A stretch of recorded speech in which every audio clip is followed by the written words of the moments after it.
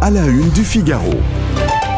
La mission impossible de Sébastien Lecornu par Yves Tréhard.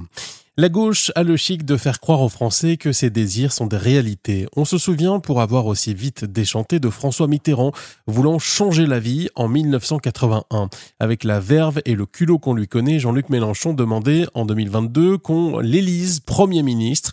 Aujourd'hui, on ne parle plus que de la satanée taxe Zuckman. Faire banquer les riches resterait le remède miracle à tous nos tourments. Avec cette horreur et quelques autres bobards économiques, les socialistes pourraient, assure-t-il, s'abstenir de demander la peau de Sébastien Lecornu. Le conditionnel s'impose car on connaît leur propension à la surenchère. Ils ont été encouragés dans ce matraquage médiatique par Emmanuel Macron lui-même dès la chute programmée de François Bayrou. Travailler avec les socialistes avait-il conseillé au bloc central, comme si la sortie de crise que traverse la France passait par le PS et un monstre fiscal accouché par un économiste de ses affidés.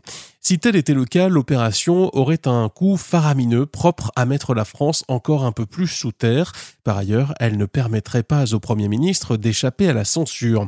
Acheter à prix d'or le silence d'une soixantaine de députés socialistes entraînerait automatiquement la révolte des LR.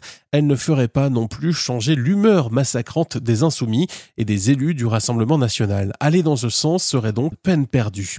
Sébastien Lecornu le sait très bien, même s'il a affirmé vendredi soir que la répartition de la charge des impôts devait évoluer, il ne reprendra pas les délires fiscaux de la gauche. Il pense trouver des compromis dans l'hémicycle de l'Assemblée nationale. Promesse en l'air pour gagner du temps, comme son prédécesseur, ou stratégie mûrement réfléchie.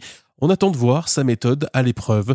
Où est la rupture annoncée ? Le Premier ministre le plus faible de la Ve République, c'est lui qui le reconnaît, donne plutôt l'impression d'avancer comme un funambule. Sa mission paraît impossible. La semaine qui s'ouvre s'annonce décisive.